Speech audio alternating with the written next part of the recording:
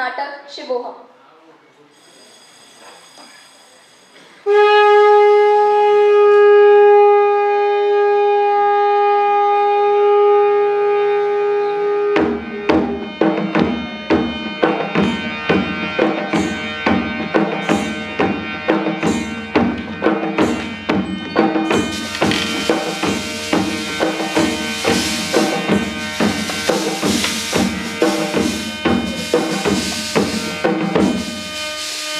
मुक्ति की चाहत है तो पहले खुद को पहचानो। यदि मुक्ति की चाहत है तो पहले खुद को पहचानो। जगत मिथ्या है सच है ब्रह्म, क्या है क्यों है ये जानो। जगत मिथ्या है सच है ब्रह्म, क्या है क्यों है ये जानो।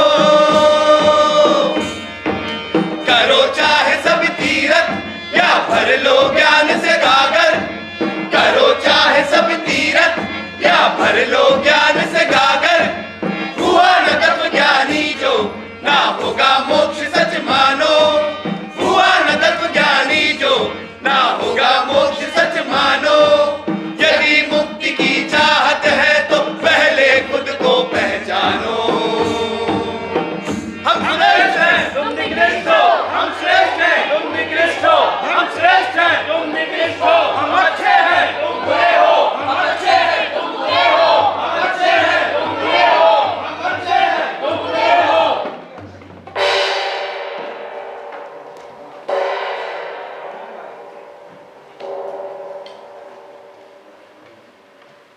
वैदिक सभ्यता के बाद अनेक दर्शन हिंदू समाज में प्रकट हुए थे। हर एक दर्शन यही कहता था कि हमारा मार्ग ही श्रेष्ठ मार्ग है। समस्या ये नहीं, समस्या तो तब शुरू हुई जब अपने आप को श्रेष्ठ बताते हुए दूसरे को नीचा दिखाना शुरू कर दिया। ऐसे विकट समय में वेदों को भुलाया जा रहा था। ऐसे कठिन समय में एक दिव्य पुरुष ने धरती पर जन्म लिया, जिसने ऐसी अलौकिक रोशनी का प्रकाश फैलाया जो केवल भारत ही नहीं अपितु संपूर्ण विश्व को प्रकाशित कर गया। वो थे आचार्य शंकराचार्य। लगभग 1500 वर्ष पूर्व सुदूर केरल का एक 8 वर्ष का बालक पैदल नर्मदा तट पर आया और मात्र 32 साल की अवधि में 3 बार हिमालय से कन्याकुमारी और द्वारका से असम तक की यात्राएं संपन्न कर चुका था। यही नहीं, उन्होंने चारों कोनों में 4 पीठों की स्थापना कर एक भारतवर्ष की अवधारणा को स्थापित किया था। तो आइए चलते हैं हम सुदूर दक्षिण के केरल में बसे एक छोटे से कस्बे कालाड़ी, जहां श्री गुरु नाम का नंबूद्री ब्राह्मण अपने इष्ट देव चंद्रमौलेश्वर को मनाने में लगा है। देखो देखो देखो देखो देखो देखो भोले बाबा का ये रूप निराला है। तन पर भस्म कमर बागंबर, तन पर भस्म कमर बागंबर, सर्प गले में डाला है।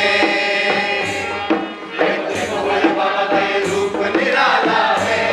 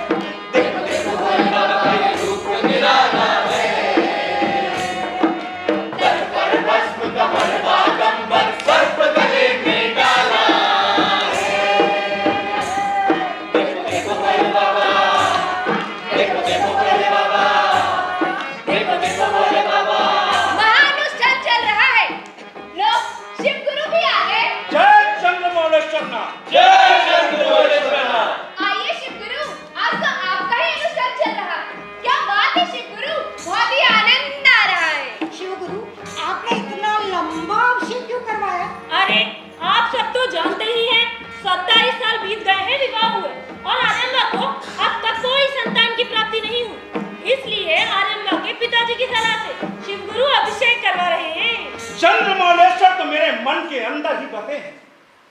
बस उनका प्रसाद हमें मिल जाए तो जीवन धन्य हो जाए।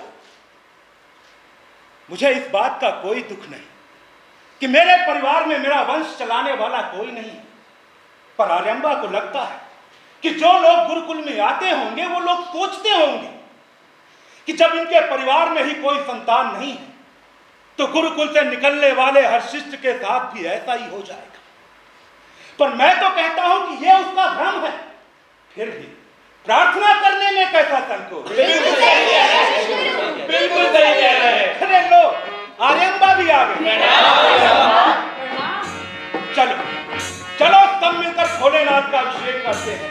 जय चंद्रमौलेश्वर नाथ, जय चंद्रमौलेश्वर नाथ, जय चंद्रमौलेश्वर नाथ, जय चंद्रमौलेश्वर नाथ।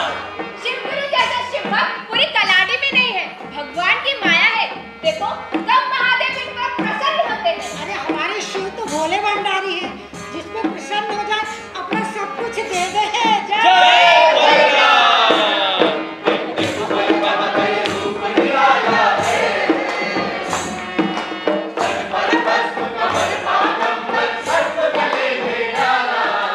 शिव गुरु भगवान भोलेनाथ का अभिषेक करने लगते हैं, तभी उन्हें शिव मंदिर से देववाणी सुनाई देती है।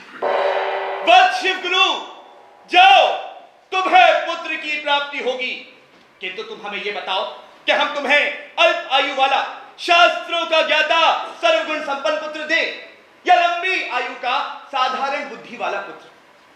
इस पर शिव गुरु के मुख से निकला, प्रभु कुल को तारने वाला, जो पुरखों का नाम उज्जवल करे, ऐसा गुणी पुत्र प्रदान करे। इस पर देवध्वनि ने कहा, तब तो मुझे स्वयं अंश अवतार लेकर तुम्हारे पुत्र के रूप में आना होगा। तथास्तु। और वो दिन आ ही गए। युधिष्ठिर संवत के वर्ष 2631 में बैसाख शुक्ल पंचमी के दिन शिव गुरु के घर में आर्यम्बा देवी ने एक अद्भुत तेजस्वी बालक को जन्म दिया। ये वो समय था जब धरती पर ना तो ईसा मसीह का जन्म हुआ था और ना ही इस्लाम मजहब के पैगंबर मोहम्मद साहब का। यह थे सनातन धर्म उद्धारक आचार्य शंकराचार्य। अरे सुनते हो, अरे सुनते हो, अरे क्या हुआ? शिव गुरु के यहाँ पुत्र ने जन्म लिया है। जय भोले भंडारी बाबा, जय भोले भंडारी, उसको सब कुछ मिल जाता है जिस पर होगी कृपा तुम्हारी। बाबा जय भोले भंडारी, बाबा जय भोले भंडारी, बाबा ओ बाबा जय भोले भंडारी, जय भोले भंडारी, बाबा जय भोले भंडारी, उसको सब कुछ मिल जाता है जिस पर होगी कृपा तुम्हारी। बाबा जय भोले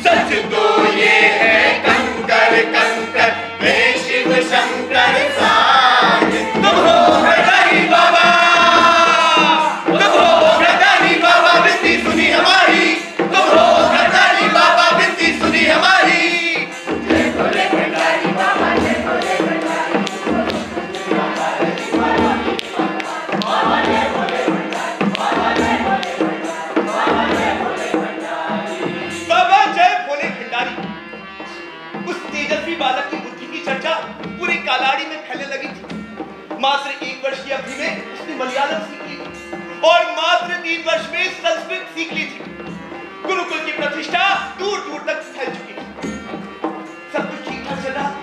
बालक शंकर जब थोड़ा और बड़ा हुआ तब वो अपने पिता शिव गुरु से प्रश्न करने लगा, परंतु उसके वो प्रश्न बाल प्रश्न होते हुए भी अलग होते थे। एक बार एक चिड़िया को पेड़ की डाली पर बैठे देखा तो शंकर ने पूछा, चल मेरे घोड़े टिक टिक टिक, चल मेरे घोड़े टिक टिक टिक, चल चल चल चल चल चल चल। आनंद आ रहा है पुत्र? हाँ पिताजी हाँ, चल मेरे घोड़े टिक टिक टिक, चल मेरे घोड़े टिक टिक टिक। अरे शंकर, वो क्या है पिताजी? अच्छा वो पक्षी है बेटा, जिसे कोयल कहते हैं। ये क्या करता है? ये गाता है। कब गाता है? अरे जब आम के पेड़ में फूल आते हैं ना, तब गाता है। आम? आम क्या होता है पिताजी? अरे आम एक मीठा फल होता है पुत्र। अरे प्रश्न करते करते थक नहीं जाता बेटा, ले खीर खा ले। आम का फल भी क्या इससे खीर की तरह ही मीठा होता है? अवश्य, किंतु परिपक्व हो जाने पर। हम परिपक्व कब होते हैं? ज्ञान प्राप्त करने पर। ज्ञान प्राप्त कैसे होता है? अरे चिंतन और मनन करने पर। जैसे आप नृत्य करते हो। हाँ। पिताजी आप कहते हो हम सब ईश्वर के बनाए जीव हैं। हाँ मनुष्य, पशु पक्षी, कीट पतंगा सभी। हाँ सभी। फिर ये भिन्न भिन्न क्यों दिखाई देते हैं? अपने पूर्व जन्मों के कर्मों के कारण। क्या है वो कर्म, मुझे बताइए। सुनो, यह विधि का विधान है पुत्र। जो इस मृत्यु लोक में आया है उसे एक ना एक दिन तो जाना ही है। जीवन के पश्चात मृत्यु, मृत्यु के पश्चात पुनर्जन्म, यह क्रम यूं ही निरंतर चलता रहता है। जो व्यक्ति जैसे कर्म करता है उसी के अनुसार अगले जन्म में वो विभिन्न योनियों में जन्मता है पुत्र। योनिया? योनिया क्या होती है पिताजी? जैसे वो कोयल, वो कौवा, वो बंदर, वो सर्प, ये सब योनियां ही तो हैं पुत्र।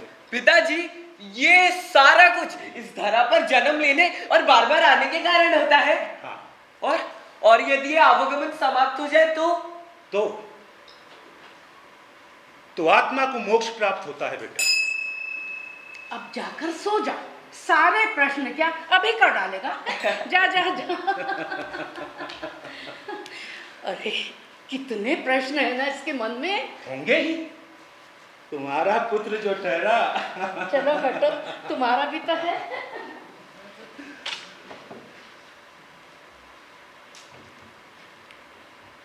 बिल्कुल जैसा सोचा था वैसा ही घट रहा है। जय चंद्रमौलेश्वरनाथ। जय चंद्रमौलेश्वरनाथ। शंकर ने मात्र 3 वर्ष की आयु में गीता, रामायण, महाभारत का पाठ अपने पिता की देखरेख में आरंभ कर दिया था, परंतु विधि को कुछ और ही स्वीकार था। शंकर अभी 4 वर्ष के भी नहीं हुए थे कि एक दिन उनके पिता अच्छे भले चल बसे। आर्यम्बा और शंकर पर तो मानो दुख का पहाड़ टूट पड़ा। खैर, आर्यम्बा ने घर गृहस्थी का सारा कामकाज खुद संभाल लिया था और शंकर को माधवाचार्य के गुरुकुल में प्रवेश दिला दिया, जहां पर शंकर ने सबको आश्चर्यचकित कर दिया। शंकर कुछ छात्रों के प्रति ईर्ष्या के पात्र थे तो कुछ के लिए श्रद्धा का विषय। धीरे धीरे शंकर के ज्ञान की ख्याति उस गुरुकुल से निकलकर आसपास के गांवों और अन्य गुरुकुलों में फैल गई।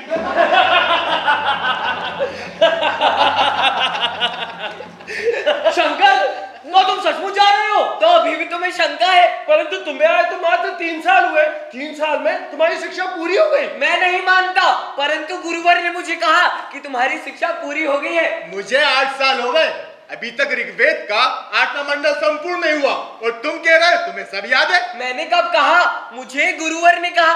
उन्होंने कहा तो मैं सब याद है, तो मैंने मान लिया। मैं ये नहीं मानता। अच्छा बताओ, ऋग्वेद का पहला मंत्र कौन सा है? परीक्षा ले रहे हो? हाँ। अग्नि सूक्त का पहला मंत्र है अग्नि मीले पुरोहितम।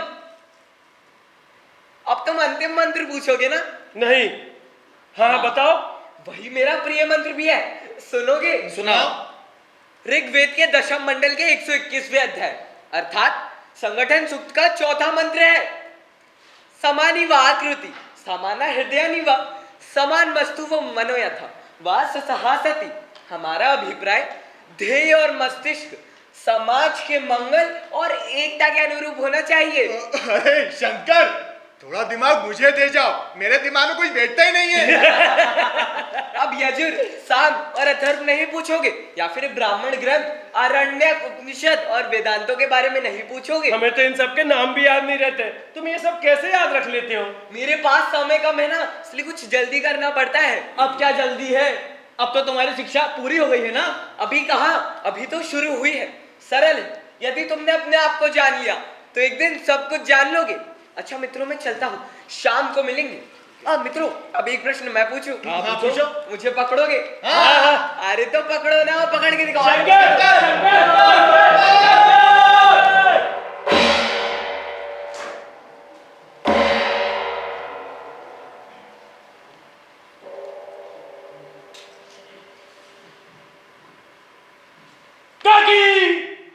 काकी मैं आ गया। तुम गुरुकुल से कैसे चले आए? काकी, शंकर की शिक्षा पूरी हो गई, वो भी आ रहा है, इसलिए मैं भी आ गया। अब मैं शंकर के साथ ही रहूंगा। लेकिन शंकर की इतनी जल्दी कैसे शिक्षा पूरी होगी? अरे काकी, आप नहीं जानती, शंकर ने 3 साल में सब कुछ सीख लिया, इसलिए ही तो मैं भाग कर आ गया। अब मैं उसके साथ ही रहूंगा। और काकी, आपको पता है, शंकर ना बहुत चमत्कारी है। हाँ, एक दिन वो एक गांव में भिक्षा मांगने गया। वहां पर एक निर्धन बुढ़िया रहती थी। उसने भिक्षा के नाम पर शंकर को एक आंवला दिया और कहा, मेरे घर में अन्न का एक दाना भी नहीं है। ये सुनकर शंकर ने लक्ष्मी स्तोत्र का पाठ किया और कहा कि आप निश्चिंत रहिए, जल्द ही आपके घर में धन की प्राप्ति होगी। अच्छा, हाँ काकी, ऐसा कहा? हाँ। फिर काकी, वो अम्मा देखती है कि अगले दिन उसके घर में चारों तरफ सोने के गोल गोल आंवले बिखरे पड़े हैं। सच में? हाँ काकी। लेकिन तुझे कैसे पता चला? अरे सहयोग से एक सप्ताह बाद मैं भी उसी गांव में भिक्षा मांगने गया, तो पूरे गांव में इसी बात की चर्चा थी। और वहां से लौटकर मैंने शंकर से पूछा, तो उसने कहा, तू ये बात किसी को मत बताना। अच्छा? अब आप भी ये किसी को मत बताना। काकी, काकी मैं अंदर जाके छुप जाता हूँ, नहीं तो आचार्य मेरा कान पकड़ के मुझे फिर से गुरुकुल ले जाएंगे। जा जा, छिप जा जल्दी। हाँ काकी। जा जा। आओ शंकर।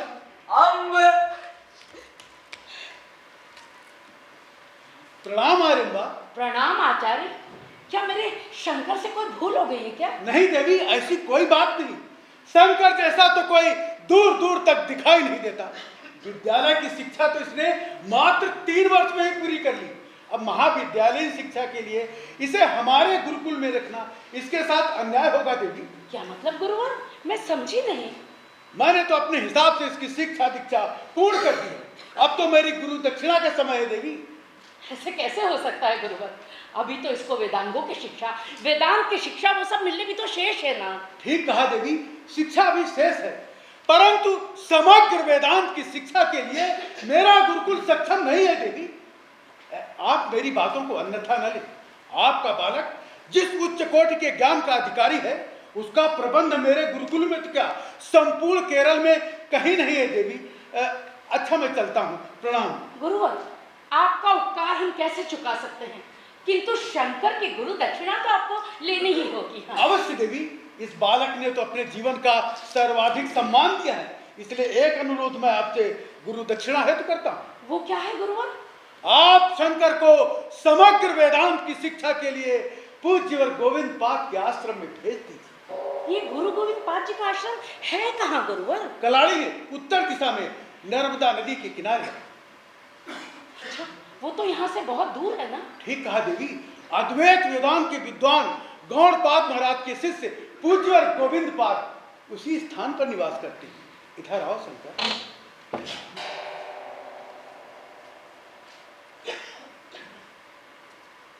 इसे मैं दान स्वरूप स्वीकार करता हूँ।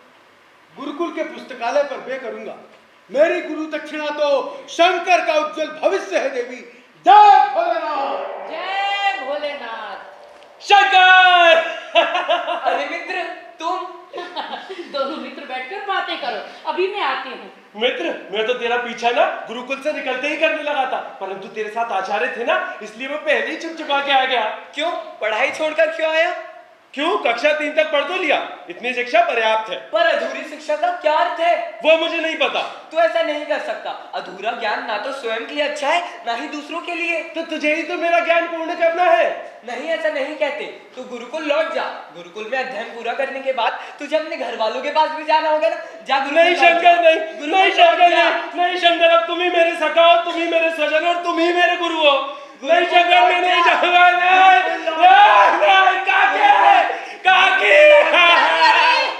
काकी देखना इसको। अरे क्यों झगड़ रहे हो? हाँ, रुला दिया ना उसको, रुला दिया ना। अब ये कहता है कि गुरुकुल नहीं जाएगा, मेरे साथ ही रहेगा। ठीक ही कहता है वो।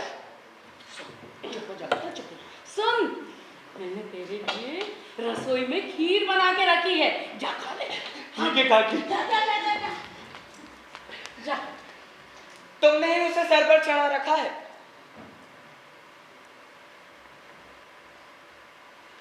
शंकर, टूट गया बेटा, है? देख इधर, इधर देख बेटा, इधर देख। तुमने सुना? गुरुवर ने कहा मेरी शिक्षा पूरी हो गई है। हाँ सुना मैंने, लेकिन तूने 3 साल में 4 वेद, उनके अरण्य, ब्राह्मण, उपनिषद, 6 वेदांग, 18 स्मृतियां, 18 पुराण, सब कुछ पढ़ डाला। तुम्हें विश्वास नहीं हो रहा है? मुझे विश्वास क्यों नहीं होगा बेटा?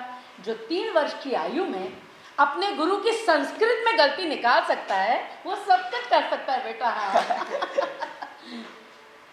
अच्छा ये बता बेटा, वहाँ गुरुकुल में तुझे मेरी याद नहीं आती थी क्या? आती तो थी, परंतु मुझे वो भी याद है जब तुमने मुझे कठोपनिषद का प्रसंग सुनाया था, जिसमें मृत्यु और जीवन के अनित्य होने की बात कही थी। हर बात में इतनी कठिन बात क्यों करता है? शंकर, तुझे याद है जब मैं पूर्णा नदी पर कपड़े धोने जाती थी, तब तू मेरे आगे ऐसे कपड़ा बिछाता चलता था ताकि मेरे पाँव में कंकर न चुभ जाए। लेकिन बेटा अब तो वहां मुझे अकेले जाना पड़ता है ना। अब मुझे याद है। याद है? रुको। अरे तो चला कहाँ बेटा? शंकर, अरे बेटा शंकर। अम्ब।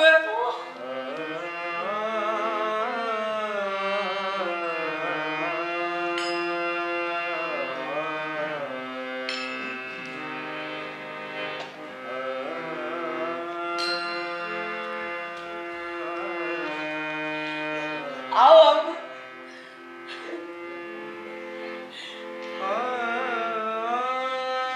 अब तो तुम्हारे शंकर आ गया है ना? बैठ जाओ। तू चुप क्यों है? कोई प्रसंग सुना ना। अच्छा हुआ बेटा कि तू आ गया। तुझे मालूम है कल ज्योतिषी आए थे, वो कह रहे थे। हाँ मालूम है, नाना ने भिजवाया था ये जानने के लिए कि मेरा भविष्य कैसा है। लेकिन तुझे कैसे मालूम बेटा? अब गुरुकुल में कोई ना कोई तो खबर देता ही है ना। और उन्होंने तो ये भी कहा कि 8 वर्ष की आयु में मुझे मृत्यु हो गया। हाँ बेटा, मैं बहुत डर गई हूँ। शंकर अब क्या होगा बेटा? मृत्यु से भय कैसा, देह तो वस्त्र मात्र है ना। इतनी निर्मोही और अटपटी बातें करता है तू। चल हम दूसरी बात करते हैं। यदि मैं मर गया तो पिता और तेरा श्राद्ध कौन करेगा? फिर वही बात, चुप हो जा, मुझे नहीं मालूम। मैं इसका समाधान बताऊं। अब सन्यासी अपने परिजनों और स्वयं का श्राद्ध और पिंडदान पहले ही कर देते हैं। अरे चुप हो जा। तो मैं ऐसा क्यों नहीं करूंगी? मैं कुछ नहीं सुन रही। चल हम घाट तक चले।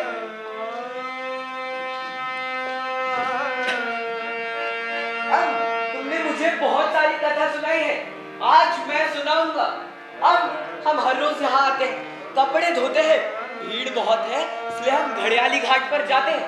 वहाँ मेरी इच्छा नहाने की होती है, तू मना कर देती है, मैं नहीं सुनता हूँ और नदी में डूब पड़ता हूँ। कभी कभी घड़ियाल मेरा पाँव पकड़ लेता है। अब बचाओ, अब बचाओ। अरे बचाओ, बचाओ, कोई मेरे बेटे को बचाओ।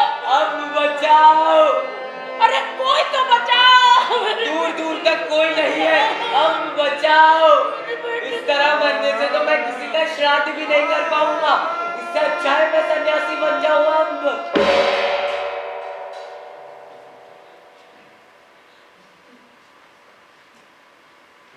जो तेरे मन में आए वही कर बेटा।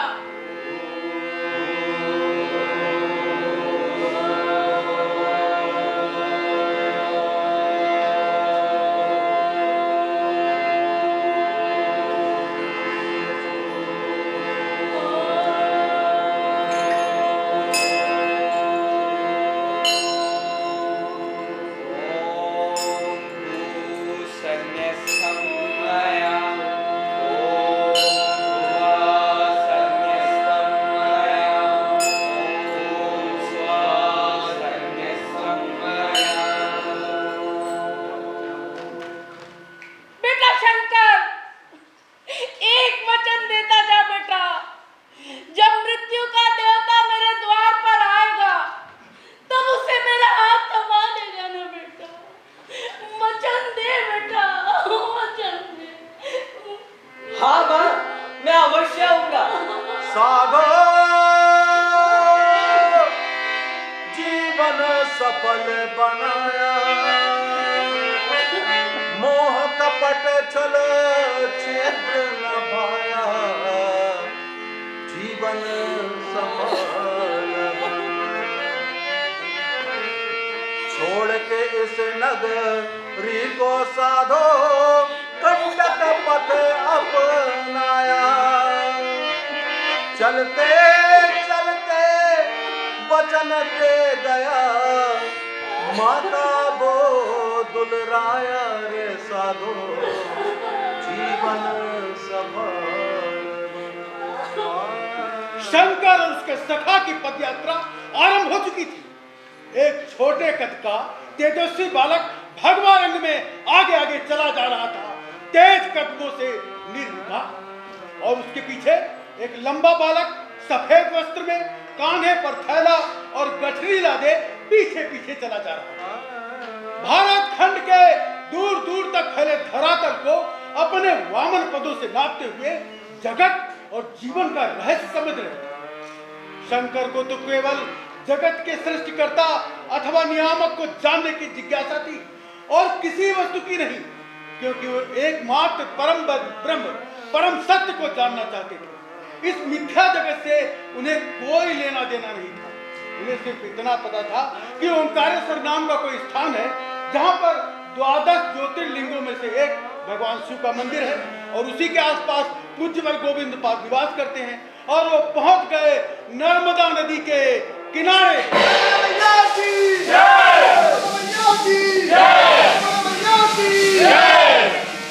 जय जय जय हे मातु नर्मदे, जय जय जय हे मातु नर्मदे, तेरी महिमा गाते हैं, तेरे चरणों में श्रद्धा से अपना शीश झुकाते हैं, अपना शीश झुकाते हैं, अपना शीश झुकाते हैं। पुण्यदायिनी पाप नाशिनी महिमा वेद बताते हैं, तेरा दर्शन मात्र किया तो पाप सभी धुल जाते हैं। पुण्यदायिनी पाप नाशिनी महिमा वेद बताते हैं, तेरा दर्शन मात्र किया तो पाप सभी धुल जाते हैं। जहाँ जहाँ से तू बहती वो क्षेत्र तीर्थ कहलाते हैं, तेरे तट पर जो ठहरा वो मोक्ष ज्ञान पा जाते हैं। जहाँ जहाँ से तू बहती वो क्षेत्र तीर्थ कहलाते हैं, तेरे तट पर जो ठहरा वो मोक्ष ज्ञान पा जाते हैं। बालक शंकर को भी तेरे चरणों में गुरु ज्ञान मिला, आदि शंकराचार्य नाम से सुयश मिला, सम्मान मिला। बालक शंकर को भी तेरे चरणों में गुरु ज्ञान मिला, आदि शंकराचार्य नाम से सुयश मिला, सम्मान मिला। जय जय बोले बाबा जी महाराज की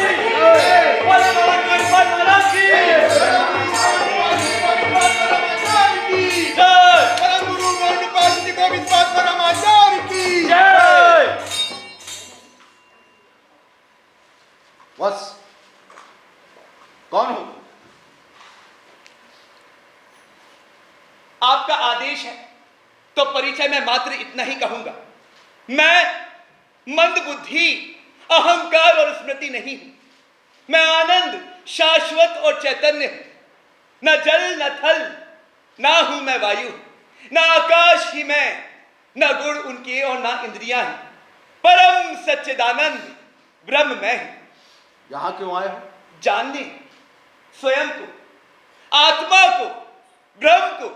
मां की अनुमति का अर्थ ये नहीं कि 8 वर्ष की उम्र में कालाड़ी छोड़कर यहां चले आओ अमरकंटक के घाट तक। तुम्हें जंगल, जानवर और मृत्यु का भय नहीं लगा? मृत्यु तो अटल है, उससे भय कैसा? सांख्य दर्शन पढ़ा है? जी, न्याय, योग, वैशेषिक और मीमांसा भी। तो फिर अब क्या जानना है? ब्रह्म सूत्र को जानना है। आदि गुरु गौड़पाद जी की व्याख्या जानना है। अद्भुत। अद्वैत की साधना कठिन है और जिस तरह से समाज में दूषित कर्मों का भ्रम व्याप्त है, उसके भीतर आत्म तत्व को जानना ही अद्वैत है। इनके विधिवत संन्यास की व्यवस्था करें। गोविंद पद महाराज की जय। गोविंद पद महाराज की जय। गोविंद पद महाराज की जय। मैंने सुना है तुम्हें चारों वेद कंठस्थ है। कहो तो सुना दे। अभी इस समय यह प्रश्न आवश्यक है। हमें सामन सुरक्षित स्थान पर पहुंचाना है। नर्मदा का पानी बढ़ता जा रहा है। आप लोग जाए, मैं यही ठहरूंगा। और साथ में मैं भी। यहाँ क्या करोगे? तुम्हारी उम्र इतनी कम है कि सभी को तुम्हारी चिंता है। बारिश तेज हो रही है। उम्र से छोटा हूं तो क्या हुआ, परंतु मेरा साहस और संकल्प तो बड़ा है। साहस तो बहुत बड़ा है। केरल से हजारों कोस दूर चलकर आना तो अध्यवसाय बताता ही है। वो विश्वेश्वर है ना, उसका गांव सिर्फ 4 कोस दूर है, लेकिन गांव से आना तो पिता को चल जाता है। मेरे पिता नहीं है ना, इसलिए मुझे अकेले ही आना देखो, पड़ा। मैं यहाँ 10 साल से हूँ। मुझे मालूम है कब क्या करना है। अब तुम लोग यहाँ से निकल जाओ। तुमने बीच में कूदकर मेरी बात समाप्त कर दी। अरे तुम कौन से कुशल की बात कर रहे हो? किनोप की या कटोप की? उपहास करने की बात नहीं है। मैं शंकर से पूछ रहा था कि चारों वेद कंठस्थ कैसे करें। अभी ये प्रश्न पूछने का समय नहीं है। बारिश तेज हो रही है। पर मैं बताता हूं, गुरुकुल में स्वाध्याय का समय तो था ही, परंतु मैं नियमित तौर से प्रातः 2 बजे उठकर ही स्वाध्याय प्रारंभ कर देता था। और हाँ, संभवतः स्मरण होने का एक कारण यह भी है, हमारे घर में दिन रात वेद पाठ होते थे। तभी से शब्द मस्तिष्क में बस गए हैं, इसलिए अब सभी चीजें सहजता से याद रह जाती हैं। तो अभी भी प्रातः स्वाध्याय चल रहा है। मेरी नींद तो ब्रह्म मुहूर्त में भी बड़ी कठिनाई से खुलती है, और इस बरसात में टूटने की इच्छा नहीं होती। तुम तो बिल्कुल मेरे जैसे हो। देखो, मैं कह रहा हूँ ये सब बातें बाद में हो जाएंगी। नर्मदा का पानी कुछ ज्यादा ही बढ़ गया और इसी तरह बढ़ता रहा तो गुफा भर जाएगी। जल्दी बाहर निकलो, जल्दी बाहर निकलो। नर्मदा का जल कुछ ज्यादा ही बढ़ गए, और अगर इसी तरह बढ़ता रहा तो पूरी गुफा जलमग्न हो जाएगी। चलो शंकर, शंकर सुन रहे हो? आप लोग जाएं, मैं यही ठहरूंगा। मां नर्मदा से प्रार्थना करूंगा। तुम प्रार्थना करोगे? क्या होगा उससे? पानी रुक जाएगा या बह उतर जाएगी? देखना भी क्या होगा। उद्भ्रांत ये कमंडल बाहर रखो, पानी के पास। नमामि देवी नर्मदे, प्रणाम देवी नर्मदा, समग्र पाप नाशिनी, तू पुण्यदायी सर्वदा। नमामि देवी नर्मदे, प्रणाम देवी नर्मदा, समग्र पाप नाशिनी, तू पुण्यदायी सर्वदा। तेरा बहाव है गहन प्रवाह, तेरा कहीं है आसमान सा, कहीं धवल है जल तेरा। तेरा बहाव है गहन प्रवाह भी प्रबल तेरा, कहीं है आसमान सा, कहीं धवल है जल तेरा। रहूं न तुझसे दूर मैं, है प्रार्थना यही सदा। रहूं न तुझसे दूर मैं, है प्रार्थना यही सदा। नमामि देवी नर्मदे, प्रणाम देवी नर्मदा, समग्र पाप नाशिनी, तू पुण्यदायी सर्वदा। जहाँ जहाँ से तू बहे वो क्षेत्र तीर्थ बन गए, किया है जिसने आज मत तो ज्ञान दीप जल गए। जहाँ जहाँ से तू बहे वो क्षेत्र तीर्थ बन गए, किया है जिसने आज मन तो ज्ञान दीप जल गए। मुझे भी ज्ञान दान दे है मातु देवी नर्मदा, मुझे भी ज्ञान दान दे है मातु देवी नर्मदा। नमामि देवी नर्मदे, नमामि देवी नर्मदा। समग्र पाप नाशिनी तो पुण्यदायी सर्वदा। आश्चर्य है, बाढ़ का पानी अचानक उतर गया। शंकर सुन रहे हो? सचमुच आश्चर्य। मुझे तो मालूम ही था, मैंने तो कहा ही था। शंकर, तुम्हें गुरुदेव बुला रहे हैं। शंकराचार्य गुरुदेव के सानिध्य में 3 वर्ष रहे। वहां पर उन्होंने योगाभ्यास, साहित्य सृजन और कुछ तंत्र विद्याएं सीखी। उनमें से प्रमुख थी आकाश मार्ग में गमन की अलौकिक विद्या। शंकराचार्य ने समस्त शास्त्रों पर ज्ञान प्राप्त कर उसमें पारंगत हुए, और जब उनकी शिक्षा दीक्षा संपन्न होने का समय आया तो एक दिन प्रातःकालीन सभा में गुरुदेव ने उनसे कहा, गुरु गोविंद पाद महाराज की जय। गुरु गोविंद पाद महाराज की जय। शंकर, कुछ सुनाओ। अवश्य गुरुदेव।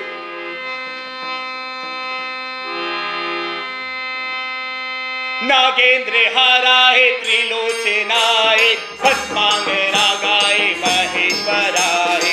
नागेंद्र हाराए त्रिलोचनाए, भस्मांग रागाए महेश्वराए। नित्याय शुद्धाय दिगंबराय, तस्मै नकाराय नमः शिवाय। नित्याय शुद्धाय दिगंबराय, तस्मै नकाराय नमः शिवाय, नमः शिवाय। यज्ञ स्वरूपाय जटाधराय, वीणा में हस्ताय तना तनाय। यज्ञ स्वरूपाय जटाधराय, वीणाद हस्ताय सनातनाय। दिव्याय देवाय दिगंबराय, तस्मै यकाराय नमः शिवाय। दिव्याय देवाय दिगंबराय, तस्मै यकाराय नमः शिवाय। नमः शिवाय, नमः शिवाय। नागेंद्र हाराय त्रिलोचनाय, भस्मांग रागाय महेश्वराय। नागेंद्र हाराय त्रिलोचनाय, भस्मांग रागाय महेश्वराय। नागेंद्र हाराय त्रिलोचनाय, भस्मांग रागाय महेश्वराय। नागेंद्र हाराय त्रिलोचनाय, भस्मांग रागाय महेश्वराय। अद्भुत, अद्भुत। शंकर, तुमने जिस तरह से सनातन धर्मों का भाष्य किया है उसके लिए सनातन तुम्हारा आभारी है, और जिस तरह से तुमने गुरु गौड़पाद जी के ब्रह्म सूत्र की व्याख्या जिस सरलता से की है और उसे जिस तरह से समाज में ले जाने का कार्य किया है उसके लिए समाज हमेशा तुम्हारा आभारी रहेगा। अब मेरी इच्छा है कि तुम लोगों के बीच जाओ और धर्म को लेकर जो उनके बीच में मतैक्य है उसको दूर करने की कोशिश करो, ताकि हम कह सके कि संपूर्ण भारत एक राष्ट्र है। शंकर, तुम आज से शंकर नहीं शंकराचार्य हो, जगत गुरु शंकराचार्य। आचार्य शंकराचार्य की जय। आचार्य शंकराचार्य की जय। आचार्य शंकराचार्य की जय। शंकर, जाओ, समस्त दिशाएं तुम्हारी प्रतीक्षा कर रही हैं। अब मैं एक वाक्य कहकर इस संसार से पूर्ण होना चाहता हूं। तुमने इस आश्रम में प्रवेश करते समय कहा था कि तुम स्वयं को जानना चाहते हो। इस संसार में हम सभी स्वयं को जानना चाहते हैं। तुमने छांदोग्य उपनिषद का भाष्य किया, उसी का एक वाक्य कहता हूं, तत्वमसि। जाओ शंकर, काशी जाओ, यशस्वी भाव। गुरु गोविंद पाद महाराज की जय। गुरु गोविंद पाद महाराज की जय। आचार्य शंकराचार्य की जय। आचार्य शंकराचार्य की जय। आचार्य शंकराचार्य काशी की ओर प्रस्थान करें। आचार्य रुकिए। क्या हुआ शुभ कीर्ति, तुम हमें रोक क्यों रहे हो? क्या कोई समस्या है? मुझे भी चलना है। तो चलो। लेकिन आप लोग कहाँ जा रहे हैं? तो फिर तुम क्यों चल रहे हो? जब तुम्हें मालूम ही नहीं है कि हम कहाँ जा रहे हैं? हाँ, मैं चलना तो चाहता हूँ, लेकिन मुझे नहीं पता आप लोग कहाँ जा रहे हैं। क्यों? भगवान गोविंद पाद जी ने जब कुछ कहा था तब तुमने नहीं सुना था? तब तुम कहाँ थे? मैं नर्मदा से जल लाने कार्य कर रहा था। तुमने हर वक्त कुछ ना कुछ कार्य ही करते रहते हो। शायद हमारे जीवन की यही सच्चाई है। हमें लगातार कर्म करते हुए पता नहीं होता कि हम क्या कर रहे हैं और कहां जा रहे हैं। शुद्ध कीर्ति, हम काशी जा रहे हैं। काशी? इतनी दूर? मैंने सुना है वो तो बहुत दूर है। मेरा मतलब है जाना तो है, परंतु मैं थक तो नहीं जाऊंगा। तुम्हारी थकान के बारे में हम कैसे बता सकते हैं? शुद्ध कीर्ति, मैं कहता हूं तुम चल सकते हो। तुम्हारे अंदर वो शक्ति है कि तुम जहां चाहो जितना चाहो चल सकते हो। वो ज्ञान कैसे मिलेगा कि मुझ में शक्ति है? मेरा मतलब है कि मैं जान लूं कि मैं कर सकता हूं या नहीं। अरे तुमने इतने दिनों साधना की है, इतना ज्ञान तो हुआ ही होगा। मैंने लगातार साधना की है, पर यह ज्ञान नहीं है कि मुझ में शक्ति है या नहीं। शुद्ध कीर्ति, तुमने केवल अध्यात्म के सिद्धांत पक्ष को ही समझा है। अब उसके व्यवहारिक पक्ष को बताना है। तुम हमारे साथ काशी चल सकते हो। आचार्य, काशी में कहाँ ठहरना है? मां गंगा की इतने घाट है, सबसे अच्छा घाट है मणिकर्णिका घाट। हम वहीं ठहरेंगे। आचार्य शंकराचार्य की जय। आचार्य शंकराचार्य की जय। आचार्य शंकराचार्य की जय। अपने जीवन के 12 वर्ष पूर्ण करते करते शंकराचार्य ओंकारेश्वर से चलकर मोक्षदायिनी सप्तपुरियों में से एक काशी नदी पहुंचे। समय रहा होगा ईसा पूर्व 495 का। काशी पहुंचने में शंकराचार्य को 2 माह का समय लगा। यह उन महान परमहंस की दूसरी लंबी यात्रा है। पहली यात्रा में 2 व्यक्ति थे, इस बार अधिक व्यक्तियों का साथ था। अंततः वो मणिकर्णिका घाट पहुंच ही गए। मणिकर्णिका घाट के बारे में एक जनश्रुति के अनुसार माता सती का कर्णफूल कुंड में जा गिरा था, जिसे ढूंढने का प्रयास स्वयं शंकर ने किया था। तभी से इस घाट को मणिकर्णिका घाट के नाम से जाना जाता है।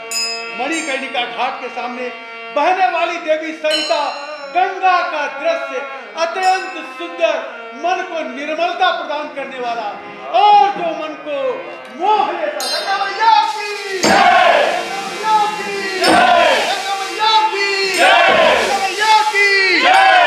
जय जय जय हो, जय मां गंगे जगत तारिणी तरल तरंगे। जय जय जय हो, जय मां गंगे जगत तारिणी तरल तरंगे। पुण्यदायिनी पाप नाशिनी जय जय जय मां गंगे। हे देवों में दिव्य भगवती जय जय जय मां गंगे। पुण्यदायिनी पाप नाशिनी जय जय जय मां गंगे। हे देवों में दिव्य भगवती जय जय जय मां गंगे। जय जय जय हो, जय मां गंगे जगत तारिणी तरल तरंगे। शिव मस्तक पर सदा सुशोभित धरती माँ की प्यास बुझाती। तेरे चरण जहाँ छू जाए धरती वो सोना उपजाती। जय जय जय हो, जय मां गंगे जगत तारिणी तरल तरंगे। हे भवतारिणी भागीरथी मां, तेरे चरणों में रम जाऊं। वेद शास्त्र तेरी महिमा गाते चरणों में तेरे शीश झुकाऊं। जय जय जय हो। अरे तुम कहाँ चले गए?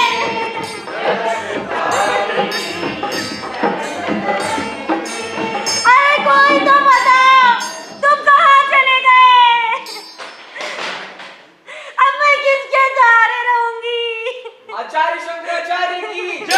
आचार्य शंकराचार्य की जय। आचार्य शंकराचार्य की जय। माता हमें रास्ता दे। माता हमें जाने के लिए रास्ता दे। माता, आचार्य, लगता है माँ को मेरी आवाज सुनाई नहीं दे रही है। अब आप ही कुछ करें। मां, हमें जाने के लिए मार्ग दीजिए। हमें स्नान करने जाना है। मां, इस शव को बीच मार्ग से हटाने की कृपा करें मां। महात्मन, आप शव से खुद ही क्यों नहीं कह देते कि वो बीच मार्ग से हट जाए? मां, भला शव कहीं हट सकता है? वो प्राणहीन है, उसमें हटने की शक्ति कहां रही? क्यों शंकर, तेरे मतानुसार तो शक्ति के बिना ये ब्रह्म ही जगत का कर्ता करता है ना? तो फिर शक्ति के बिना ये शव क्यों नहीं हट सकता? शंकर आचार्य तर्कीनो कामर क्रोध जीत सब लीन विष्णु विचार धरो शंकर को काहू काग नहीं सुनो शक्ति रूप को मरम न पायो शक्ति गई तब मन पछतायो शरणागत हुई कीर्ति बखानी जय जय जय जगदम्ब भवानी भई प्रसन्न आदि जगदम्बा भई शक्ति नहीं कीन विलंबा शंकर आचार्य तर्कीनो शंकर समझ गए मां जगदम्बा स्वयं इस मिथ्या जगत में लीला हेतु उपस्थित हुई। शंकर की सोच में क्रांतिकारी परिवर्तन हुआ। परम ब्रह्म भले ही अंतिम सत्य हो और ब्रह्मा विष्णु महेश उसके अंशभूत, परंतु शक्ति के बिना तो त्रिदेव भी श्रीहीन है। शक्ति संयुक्त ही वे सृष्टि को उत्पन्न करने, उसका पालन करने और उसका संहार करने में समर्थ होते हैं।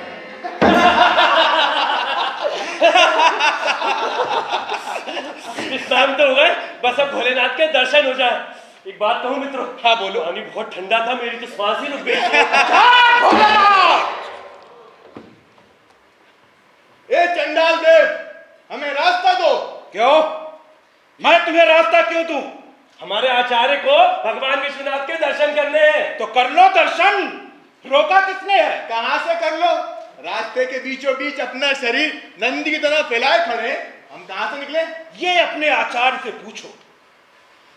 आचार्य, ये चांडाल हमारे मार्ग में खड़ा हो गया है और हमें जाने नहीं दे रहा। हे महानुभाव, कृपया हमारे आचार्य को जाने के लिए मार्ग दीजिए। आश्चर्य है, हर कोई मुझसे कहता है कि रास्ता दो, पर मैंने तुम्हारा रास्ता रोका कहां? आप रास्ते के बीचों बीच खड़े हैं, आपसे छूकर जाना होगा। हे देव पुरुष, आपका कोई विशेष आग्रह है क्या? मेरा कभी कोई आग्रह रहा ही नहीं। तो फिर विवाद क्या है? तुम्हारे शिष्य कहते हैं कि मैंने तुम्हारा रास्ता रोका है, पर मैं तुमसे पूछता हूं कि मैंने तुम्हारा रास्ता कहां रोका है? संभवतः आपकी स्पर्श का भय है। मैं भी उसी मिट्टी का बना हूं जिस मिट्टी के तुम बने हो, फिर स्पर्श का भय कैसा? हम स्नान से निर्वित्र होकर भगवान विश्वनाथ के दर्शन को जा रहे हैं। आपके स्पर्श से हम दूषित हो जाएंगे। मैं भी नहा कर आया हूं। परंतु तुम चांडाल कर्म करते हो। ये कर्म मेरा शरीर करता है। तू तो आत्मा को ही ब्रह्म मानता है ना? जीव और ब्रह्म तो एक ही है, उसका शरीर से क्या संबंध? आपने जीव और ब्रह्म की बात कही है, मगर आप तो शरीर को ही आग्रह बनाए हुए हैं, इसलिए शरीर तो अपने मन का करेगा ही ना। इसलिए मेरा अनुरोध है कि हमें जाने के लिए स्थान दीजिए। शरीर का धर्म ब्रह्म को दूषित कैसे कर सकता है? तेरा धर्म मुझे स्पर्श करने मात्र से ही भ्रष्ट हो जाएगा। फिर तू चिता की भस्म को धारण करने वाले को देख नहीं पाएगा। अरे जो खुद शरीर को नहीं मानता तू उसे देखने जाएगा, फिर तू जीव और ब्रह्म को एक क्यों कहता है? सही कहा आपने, सही कहा आपने। जिसके दर्शन साक्षात उससे नहीं हो जाए, उसके लिए मंदिर जाने की क्या आवश्यकता है? मुझसे बड़ी भूल हो गई, मुझे क्षमा करें।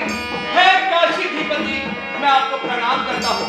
हे भोलेनाथ, मैंने अभी तक मन वचन कर्म कण अथवा शरीर से जो भी अपराध किए हो वो क्षमा हो। हे करुणा के सागर भोले भंडारी महादेव की आपकी जय हो, आपकी जय हो। कर्पूर गौरम करुणावतारम संसार सारम भुजगेन्द्रहारम सदा वसंतम हृदयारविंदे भवं भवानी शरणं नमामि। ओम नमः शिवाय, ओम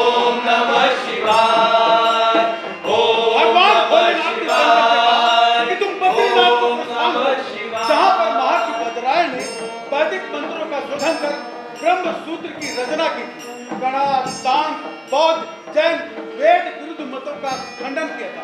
अतः तुम बद्री तीर्थ के एकांत में बैठकर ब्रह्म सूत्र पर भाष्य लिखो, भगवत गीता पर भाष्य की रचना करो, तुम्हारा कल्याण हो।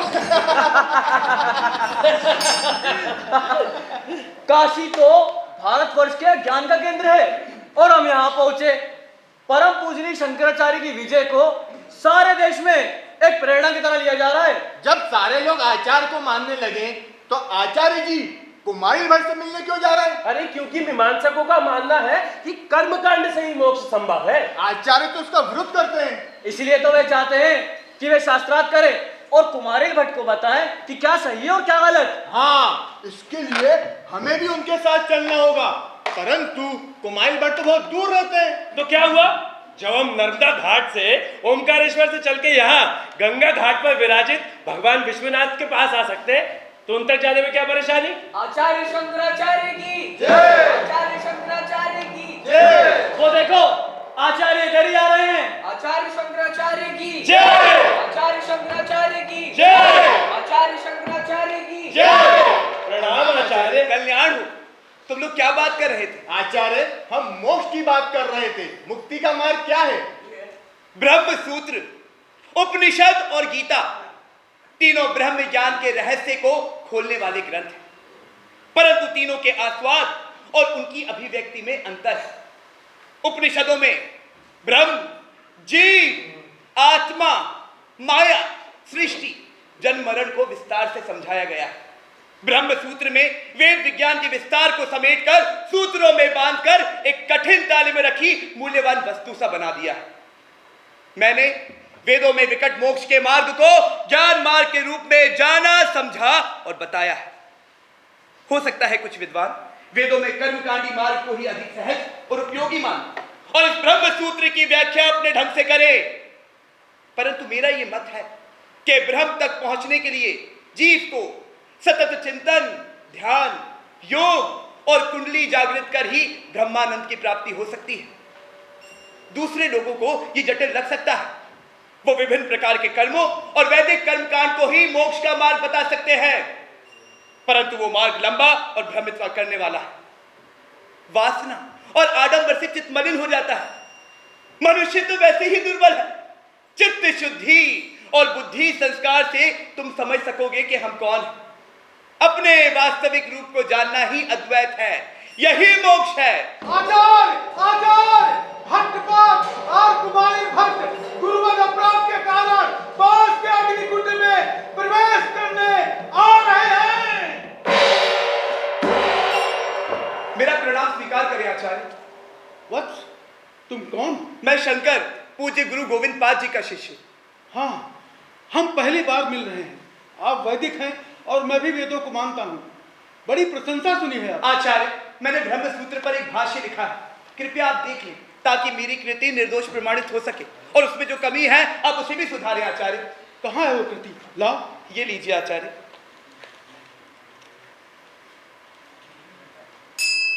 सुंदर, अति सुंदर, परंतु मेरे पास समय नहीं है। मैंने ईश्वर और गुरु दोनों के प्रति अपराध किया है। मेरा अंतिम समय आ गया है। आप ऐसा ना कहें गुरुवर। तुम्हें बहुत विलंब हो गया है शंकर। बौद्ध दर्शन का खंडन करने के लिए बौद्ध दीक्षा ली और गुरु द्रोह कर उनके ही धर्म दर्शन का खंडन कर दिया। यह अपराध मुझे आत्मग्लानि में जला रहा है। इसलिए मैंने सोच समझकर निर्णय लिया है कि अपनी इस काया को देख अग्नि पर रख दूं। धीरे धीरे अग्नि की दग्धता मेरे शरीर को और प्रज्वलित करेगी। मैं मानता हूं कर्म कांड मोक्ष के लिए आवश्यक है, परंतु अपने निर्णय को बदलकर एक और अपराध में नहीं पड़ना चाहता। हाँ, यदि तुम्हें मीमांसा पर शास्त्रार्थ करना है तो मेरा एक योग्य शिष्य है महेशमती में मंडन मिश्र, कर्म कांड का ज्ञाता है और प्रकांड पंडित भी। भगवान, ये महेशमती कहाँ है? पश्चिम में, उज्जैन के दक्षिण में, बिंद पर्वत के उस पार एक गौरवशाली राज्य है जिसकी राजधानी है महेशमती नगरी। पंडित मंडन मिश्र नर्मदा नदी के किनारे वहीं पर निवास करते हैं। अच्छा, मैं चलता हूँ। आचार्य कुमारिल भट्ट की जय। आचार्य कुमारिल भट्ट की जय। आचार्य कुमारिल भट्ट की जय।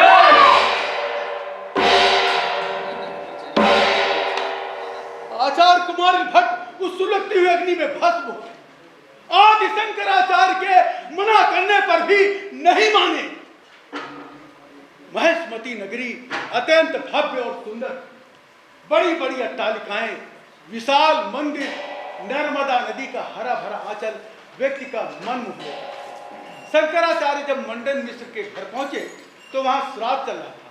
उन्होंने मंडन मिश्र से कहा कि मैं आपके गुरु आचार्य कुमारिल भट्ट के आदेश अनुसार आपसे शास्त्रार्थ करने आया हूं। इस पर मंडन मिश्र ने कहा, आज मैं श्राद्ध कर्म में व्यस्त हूं, आज आप विश्राम करें, कल इस पर विचार किया जाएगा।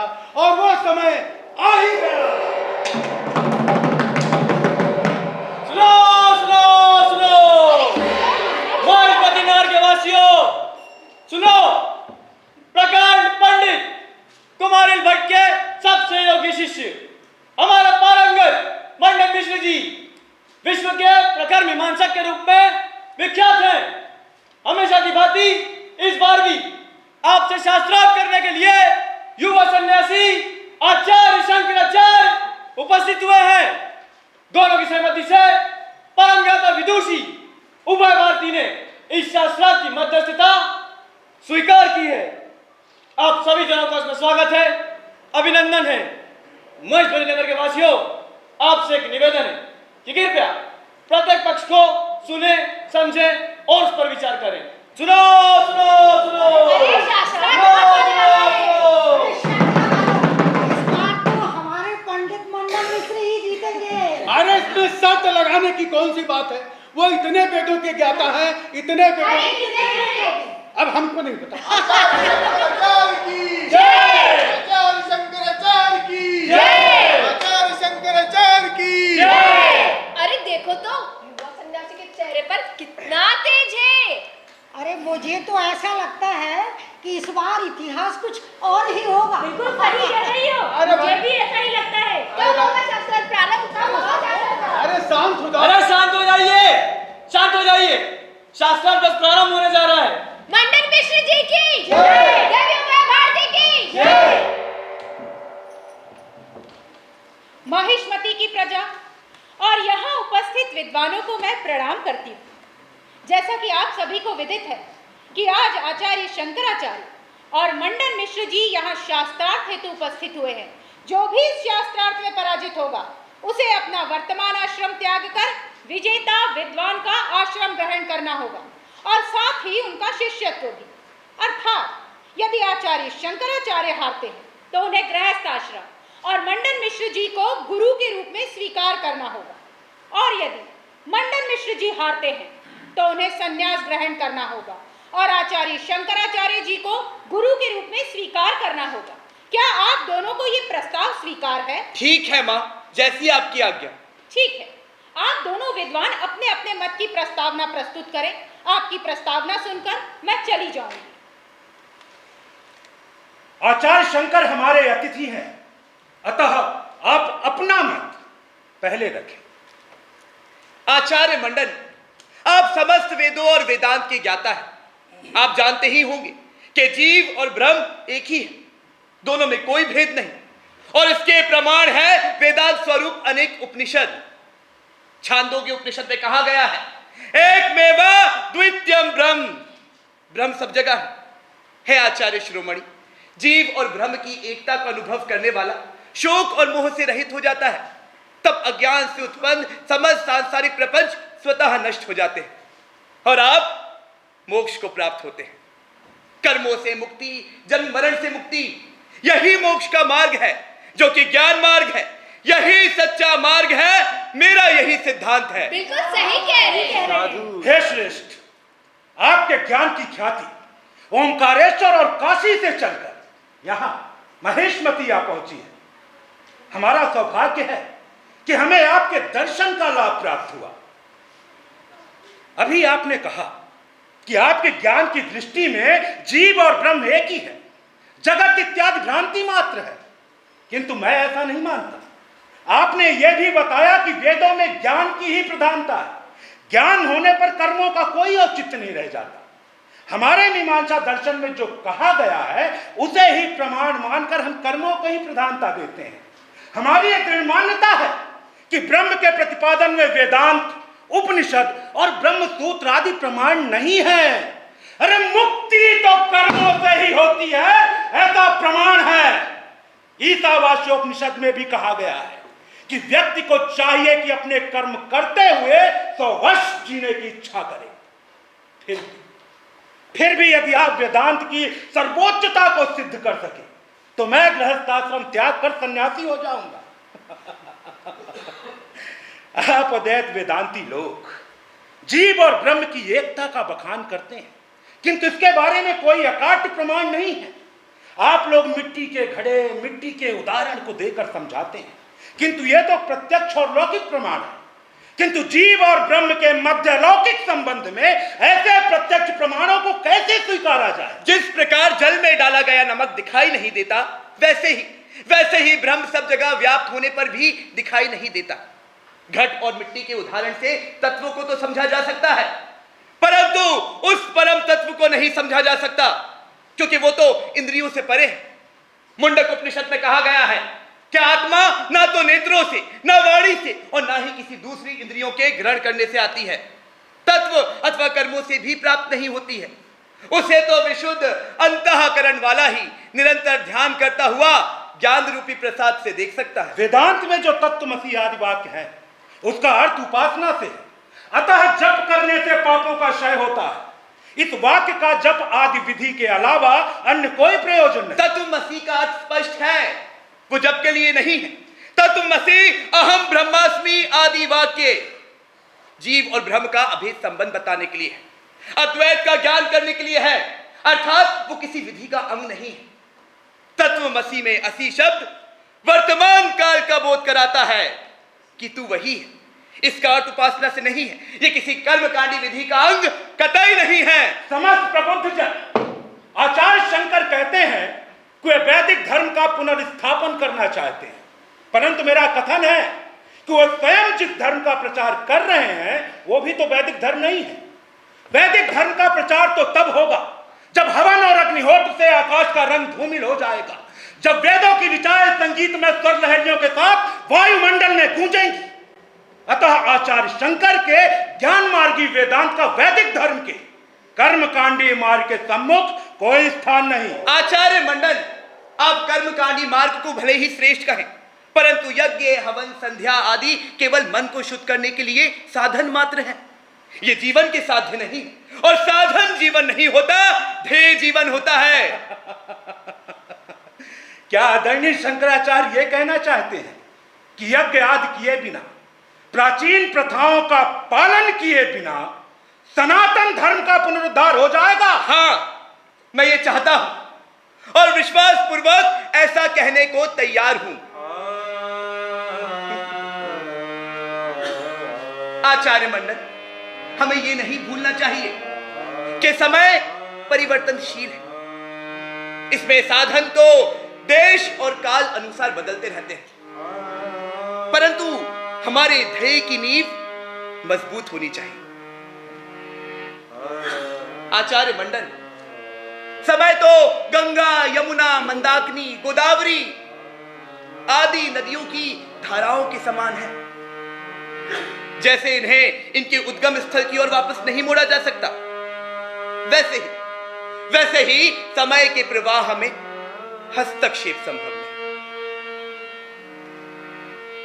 समय संस्कार डालता है, समय के साथ संस्कार बदलते हैं, परंतु संस्कार बाहरी पदार्थ है, मूल वस्तु है आत्मा।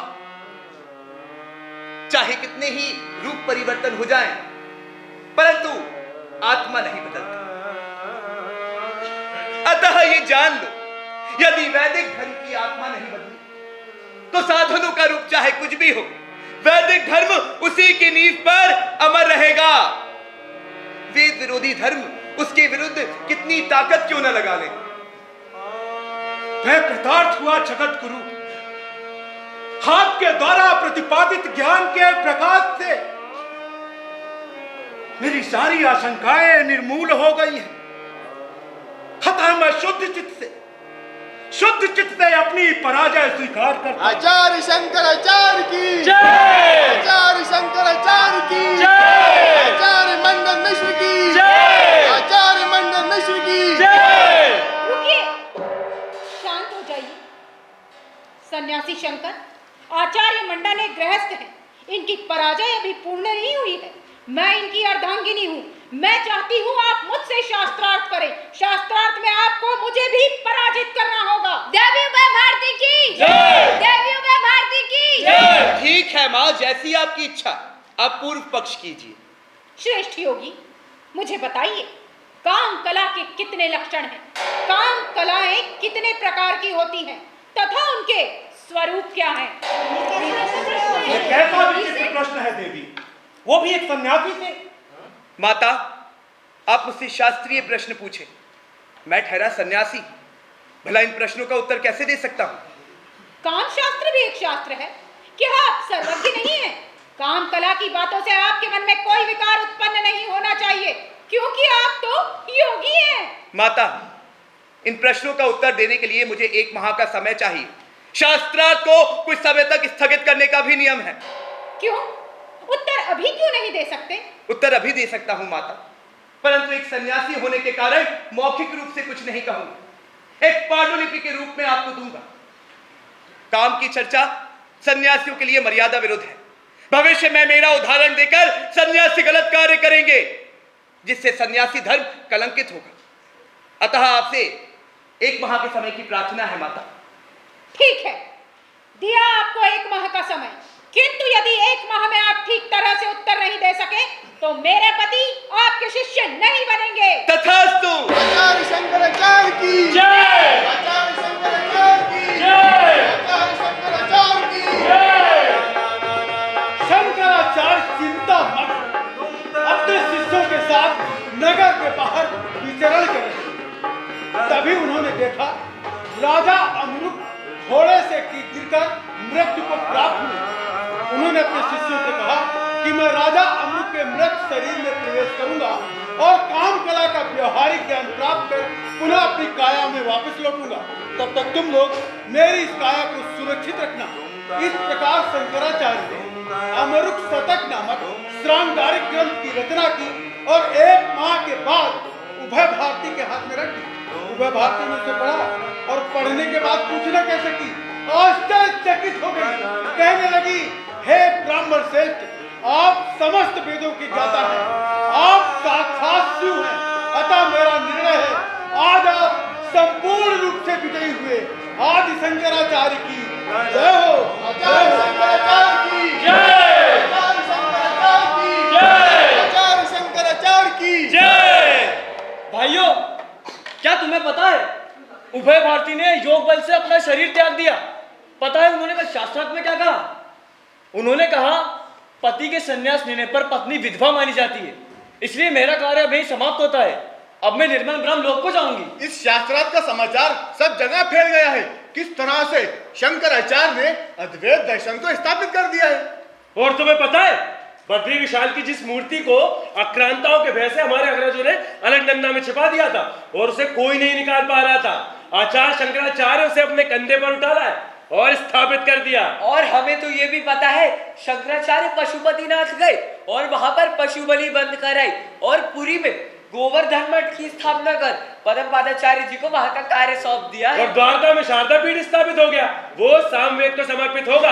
आचार्य हस्तमलक वहां का कार्य संभाल रहे हैं। दक्षिण में भी यजुर्वेद की रक्षा के लिए श्रृंगेरी में सरस्वती मठ स्थापित हुआ। सुरेशाचार्य वहां के मठाधीश हैं। और बद्री विशाल क्या हुआ भैया? अरे अथर्ववेद की रक्षा के लिए वहां पर ज्योतिर्मठ की स्थापना हो गई है। आचार्य त्रोटक वहां का कार्य संभाल रहे हैं। आचार्य शंकराचार्य की जय। आचार्य शंकराचार्य की जय। आचार्य शंकराचार्य की जय। आचार्य शंकराचार्य की जय। प्रणाम आचार्य। कल्याण हो। बैठो, तुम लोग शांति से बैठ जाओ और मेरी बात ध्यान से सुनो। देश इस समय विषम परिस्थितियों से गुजर रहा है। हमारे सनातन धर्म, समाज और संस्कृति पर अनेक प्रकार से संकट। वेदों को अपने भीतर से निकले विभिन्न प्रकार के धर्मों, संप्रदायों और मत मतांतरों से जूझना पड़ रहा है। धार्मिक एकता की अभाव में लोक शक्ति का बिखराव स्वाभाविक है। हिंदू धर्म को बचाने के लिए चारों वेदों की रक्षा अनिवार्य है और इसका कार्य तुम लोगों को करना है। मेरे प्यारे शिष्यों, वेदों को तुम अंतिम प्रमाण मानो। वेदों का सार ज्ञान रूप में हमारे उपनिषदों में है। वही वास्तविक वेदांत है। उपनिषद से बढ़कर ब्रह्म विद्या और कहीं नहीं मिलेगी। मेरे प्यारे बच्चों, मेरे जाने पर शोक मत करना।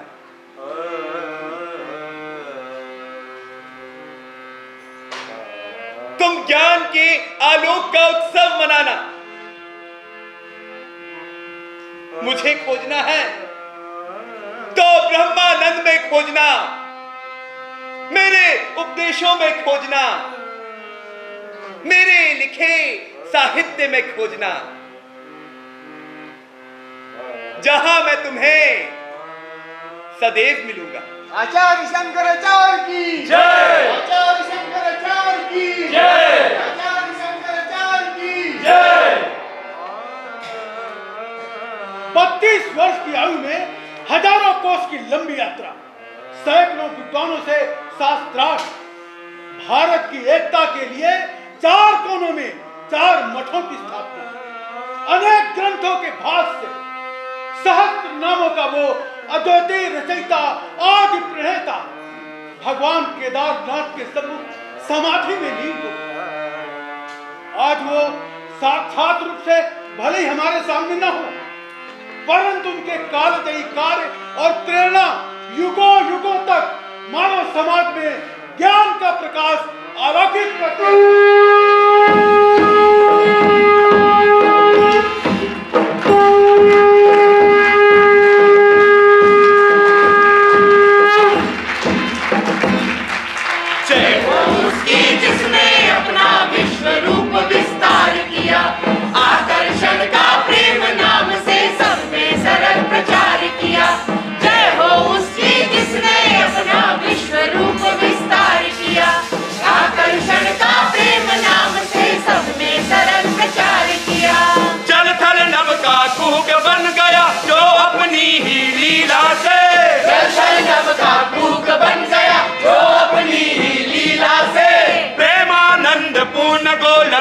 निराधार आधार दिया।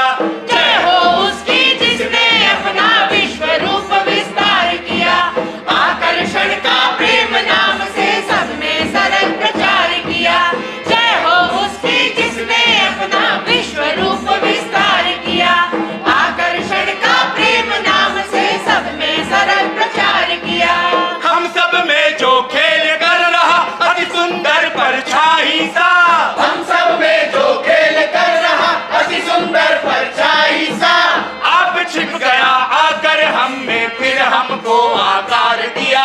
जय हो उसकी जिसने अपना विश्व रूप विस्तार किया। आकर्षण का प्रेम नाम से सब में सरल प्रचार किया। जय हो उसकी जिसने अपना विश्व रूप विस्तार किया। आकर्षण का प्रेम नाम से सब में सरल प्रचार किया।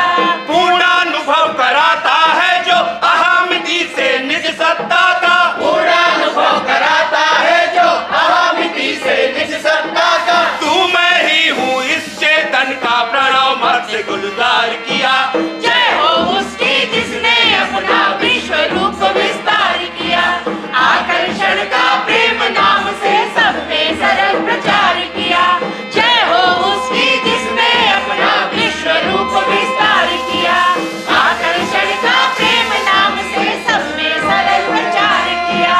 जय हो विश्व रूप विस्तार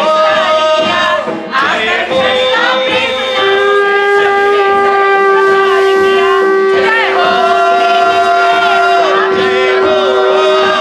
आकर्षण का प्रेम नाम से सब में सरल प्रचार किया।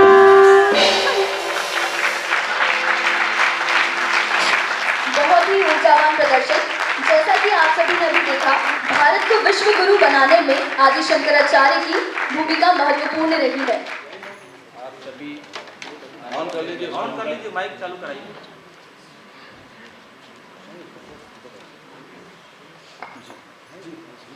आप सभी आए हुए मेहमानों का मैं तहे दिल से शुक्रगुजार हूँ। शाइन आर्ट वेलफेयर सोसाइटी की तरफ से ये जो कार्यक्रम हुआ, इसमें आप सब तशरीफ़ लाए। इसके साथ बालकृष्ण नामदेव जी भी यहाँ सचिव हमारे साथ मौजूद हैं। आप भी आभार व्यक्त करेंगे।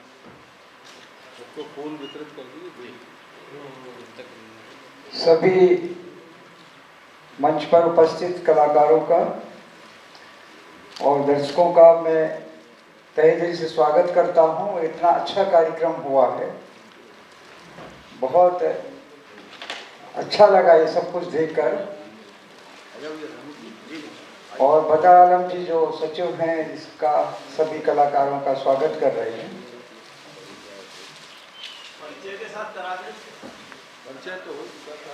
सब वहाँ से नाम बता देते हैं, वहाँ से करते हैं जोर से। मैं कार्तिकेय चौक से।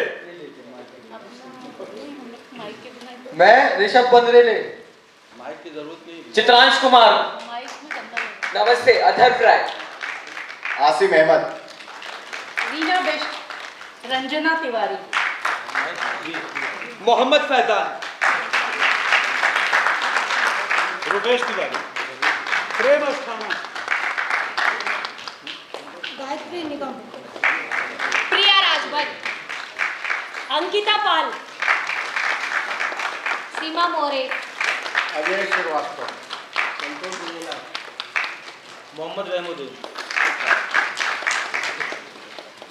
Thank you so much. एक ग्रुप फोटो करना है, एक ग्रुप फोटो करना है।